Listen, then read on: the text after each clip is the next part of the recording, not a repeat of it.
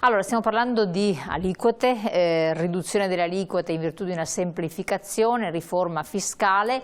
Abbiamo visto il punto di vista politico del sindacato, ritorniamo sui numeri per poi ritornare a commentarli insieme. Questa semplificazione, quindi queste tre aliquote sostanzialmente, va a penalizzare i redditi più bassi. Qui lei parlava giustamente di un 1200, per comprenderci, 1200 lordi al mese, insomma, sostanzialmente. Sì. Torniamo a noi. Niente, volevo far vedere invece la differenza con la seconda ipotesi che troviamo nella slide 4, che praticamente il peso è superiore, nel senso che diversamente da prima, sì, eccola esatto. Qua. Il peso è di 10 miliardi, quindi 4 miliardi in più rispetto all'ipotesi precedente. È quest'idea qui delle 23, 33, 43 di aliquota è un'idea che c'è da parecchio tempo, nel senso che è sempre stata formulata, diciamo, in questa ipotesi qua. La casistica ovviamente resta identica, nel senso che diciamo così, i nostri lavoratori sono sempre quelli all'interno dei 28.000 euro. La differenza rispetto alla ipotesi precedente è che a partire dai 16.000 euro sostanzialmente si comincia a vedere un leggero guadagno per tutte le fasce reddituali e ovviamente più era alto il reddito che si produce, più sarà il risparmio in termini fiscali. Il numeretto che è segnato sopra è il guadagno e il risparmio. È il guadagno. Quindi vuol dire 22.000 euro, 140 euro di guadagno, giusto perché siete in piccolino annuo. Faccio l'esempio, 39.000 euro, 480 euro di guadagno, fino ad arrivare a 100.000 euro, 700 euro di guadagno, giusto per dirci. Okay. A questo punto ci siamo chiesti come erano, diciamo così, suddivisa la platea dei lavoratori. In questo caso abbiamo preso solo i lavoratori e lo troviamo nella slide numero 6. Praticamente siamo andati a verificare chi sono quella successiva. Questa, esatto, che si vede, ecco. Come sono di fatto suddivisi i lavoratori, le lavoratrici e quello che noi consideriamo i soggetti nuovi, giovani nel mondo del lavoro. Per giovani si intende lavoratrici e lavoratori fino ai 35 anni di età. Ecco, è evidente la collocazione, ad esempio, che si ha le donne che si troverebbero all'interno del primo scaglione reddituale, quindi entro i 28.000 euro, hanno un reddito medio di 13.800 euro l'anno e sostanzialmente sono la stragrande maggioranza delle lavoratrici che noi di fatto rappresentiamo. Sono l'89%. L'89%. Noi troviamo poi un 10% che si colloca nello scaglione che va da 28 a 50.000 euro lordi e di fatto un 1%, quindi un dato veramente residuale, di donne lavoratrici che producono in un anno più di 50.000 euro lordi. Per i giovani non va meglio, nel senso che i giovani li troviamo addirittura al 93% nella prima fascia reddituale, per il 7% nella seconda e di fatto statisticamente è pari a 0 perché sono 22 persone, in questo caso si trovano al di sopra dei 50.000 euro di reddito con un reddito medio che comunque arriva a 65.000 euro. Questi sono i lavoratori e le lavoratrici che stiamo rappresentando. Quindi se noi rivediamo l'immagine precedente, che è quella della simulazione che dà a tutti un guadagno, capiamo benissimo giovani, uomini e donne dove vanno a collocarsi, nel senso che il guadagno è sempre quello parziale e minimo dato dalla riduzione delle aliquote. Diceva bene prima Aldo, nel senso che intervenire su un'aliquota di primo o secondo scaglione significa agevolare tutti i redditi a partire da quello scaglione in avanti. Cioè, se io modifico il secondo scaglione di aliquota, poniamo, che va da 28.000 euro a 50.000 euro, i benefici non li avranno chi si trova da 0 a 28.000, li avranno solo quelli che si troveranno nelle fasce superiori a quelle cifre. Okay? Quindi per un intervento mirato di recupero dal punto di vista delle risorse bisognerebbe intervenire sugli ultimi scaglioni di aliquota. Se invece bisogna andare a rafforzare quelli che sono i benefici per i lavoratori invece che producono meno, sicuramente non è il taglio dell'aliquota dello scaglione superiore a rendere agevole questa situazione, perché di fatto non impatta nel loro salario alla fine. Assolutamente. Qui abbiamo questioni anche di genere, oltre che di età, che entrano in gioco, ed è il nostro l'eterno problema, perché nonostante se ne parli, nonostante l'Europa eccetera, noi ci troviamo ancora differenze uomini-donne, anche nel numero di lavoratori percentuale, e poi giovani. Non ne veniamo a capo. Assolutamente. Beh, questi dati, i numeri poi parlano, quindi l'abbiamo visto. Abbiamo visto quali sono i redditi, abbiamo visto chiaramente che le categorie più penalizzate sono i giovani e le donne, e mi permetta di dire, come accennava lei prima, le giovani donne soprattutto. E quindi noi abbiamo chiaramente un gap salariale, un gap occupazionale, se vogliamo è una tendenza storica, che sicuramente non migliora ma anzi peggiora, ed è peggiorata in particolare negli anni della pandemia.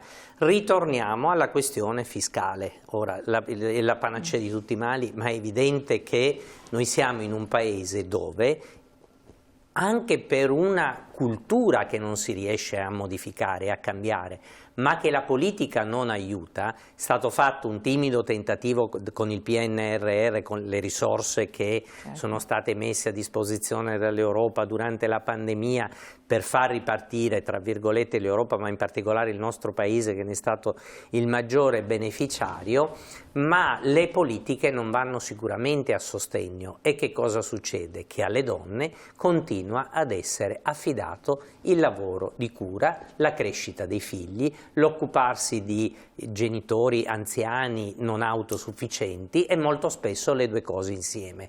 Per cui, perché? Perché noi non abbiamo sufficienti, non investiamo sufficienti risorse in servizi che dovrebbero garantire un forte supporto. Se parliamo di bambini, lo vediamo, gli asili nido hanno una frequentazione pari credo al 15-16% e non di più, e quindi hanno rette ancora oggi importanti.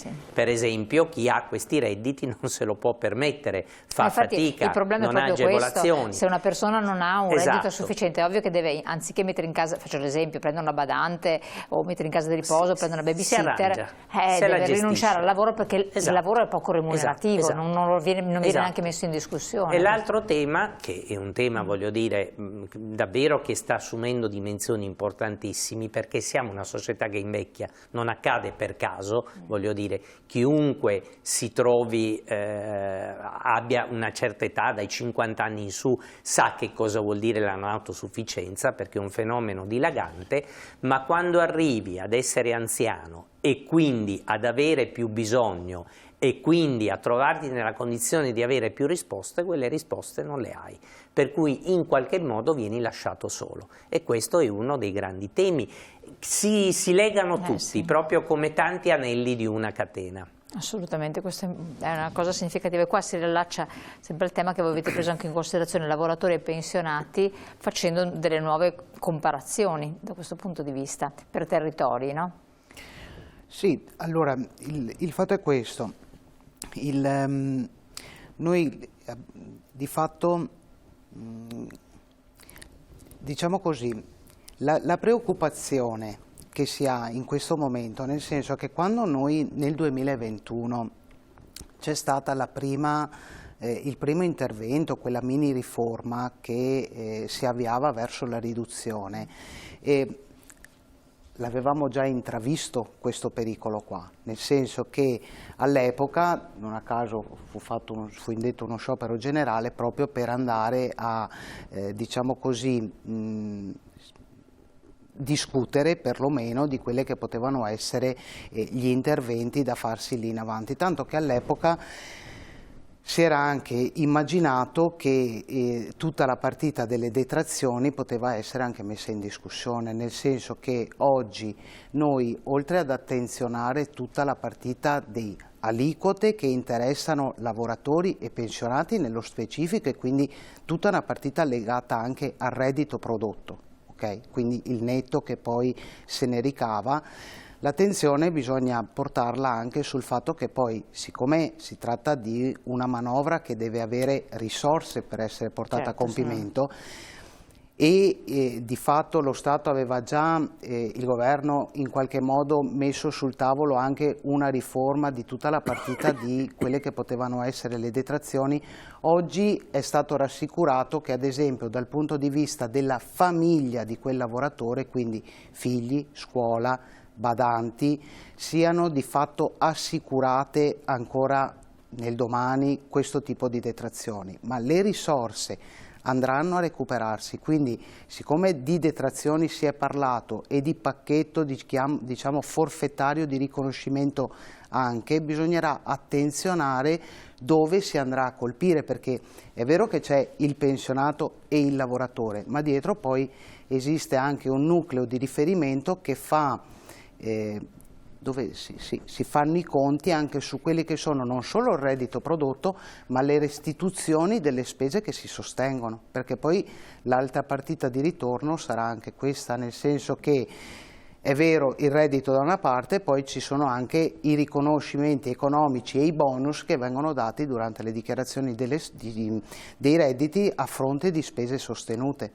Quindi sì, le risorse di dove andare poi a trovare riscontro per queste partite non sono scontate, nel senso che bisogna che i conti tornino. Abbiamo pochissimi minuti a disposizione, vogliamo chiudere un po' questo capitolo tecnico, poi fare un commento veloce conclusivo della vostra posizione di sindacato, prego. Ma di fatto, diciamo così, la panoramica è questa. Quello che ovviamente va tenuto in considerazione, che forse mi viene a volte da pensare che magari si pensi di non essere il caso, ok? Cioè quando noi dichiariamo che la quasi totalità dei lavoratori si trova in questa situazione, è così, poi magari il piccolo guadagno potremo averlo tutti, come è stato fatto con le pecette nel 2021, che sono stati non altro che dei correttivi per quei redditi bassi. Ma è la progressività e il fatto che tutti debbano concorrere allo stesso modo che non viene rispettato in questo caso. Insomma. Perfetto, non ha fatto il principio. Questione di principio, ma voi cosa pensate, rispondendo quindi alle osservazioni che sono state fatte da parte del governo, di fare? Allora, la spiego, la dico così, la risposta è questa impostazione che il governo sta dando e va a individuare il sistema fiscale come un qualcosa di negativo.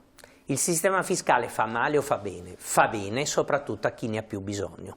Nel caso del lavoro, delle pensioni, chiaramente alle persone che si trovano in quella di condizione e che oggi sono quelle che fanno reggere il sistema fiscale. E mentre bisognerebbe coinvolgere quelli che in qualche modo rispetto a questo, tra virgolette, si defilano. E quindi è evidente che per noi il fisco è centrale per le ragioni che ho detto prima, perché ridistribuisce ricchezza, perché garantisce più uguaglianza, perché ci consente chiaramente il mantenimento e dovrebbe consentire il rafforzamento di quello Stato sociale, lo abbiamo elencato e lo rielenchiamo, che è fatto di sanità, è fatto di istruzione, è fatto di esistenza, di assistenza, quello che ho appena detto. Quindi è un sistema fiscale che andrebbe rafforzato, così lo si indebolisce. Diceva molto bene prima Lisa, il vero tema è che questa riforma la si vuole fare a costo zero. Quindi si vuole da un lato alleggerire il carico fiscale a chi ne ha meno bisogno e dall'altra però le risorse dove si trovano. È chiaro che le risorse, se non ti arrivano più attraverso le tasse, le devi individuare tagliando la spesa pubblica. Quindi tagliando la sanità, la disperazione della gente, non tutti se lo possono permettere, che ottengono appuntamenti per visite, per esami diagnostici a 1 anno, 2 anni di distanza e se si tratta di situazioni, come dire, patologiche, dal punto di vista della salute, malati oncologici, voglio dire, è a rischio la vita delle persone. Sono questi i veri temi.